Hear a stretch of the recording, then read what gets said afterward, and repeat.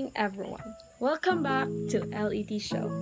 This is Jamaica Shane Ispadilla Sukib, your host, and we are live from Cebu City, Philippines.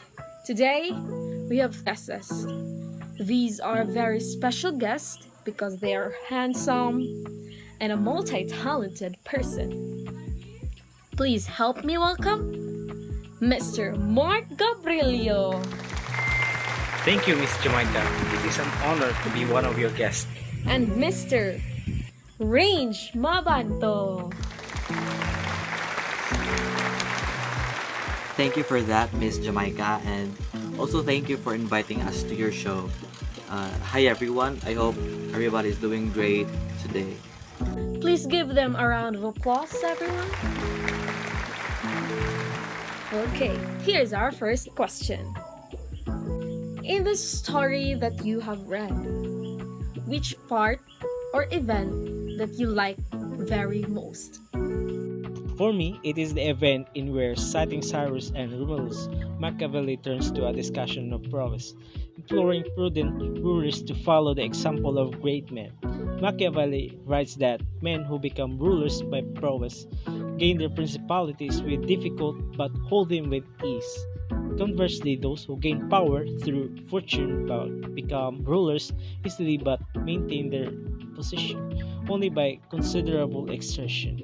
Naming Caesar Borgia as a contemporary ruler who gained his status through fortune. Machiavelli praises the strong foundation that Borgia laid for his future but laments the extraordinary and inordinate malice of fortune that eventually ruined the unlucky duke. I will agree to Mr. Gabrielio that was really a good part of the story.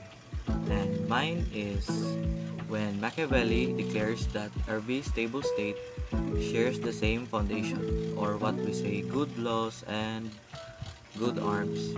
However, Machiavelli only gives emphasis on the good arms, explaining that good laws inevitably follow from military might. And Machiavelli also warns rulers to avoid the use of mercenary and auxiliary troops because from this he blames the present ruin of Italy and the earlier downfall of the Roman Empire. And according to him, the first way to lose your state is to neglect the art of war. And he encourages the princes to study warfare in peacetime so that they may reap the profit in the times of adversity. You guys have different types of events that you really love. So, what was the major theme of The Prince? Statesmanship and war, which Machiavelli firmly believes that the soundness of the state is derived from a powerful military. Yes, I really agree with this. The goodwill and hatred, which Machiavelli is at great pain to demonstrate the careful balance a prince must maintain between being loved and being feared. Wow, you guys have really read this story. So, here is the last but not the least question. What moral lesson can you get from the story? I think Machiavelli only expresses his what we call his presumption on how a prince should act, and he expresses that a prince should be feared, merciful, stingy, etc. He is right, diba? And because if a prince is loved and too generous to the people, will take advantage at some times and of him, and that will lead to his downfall.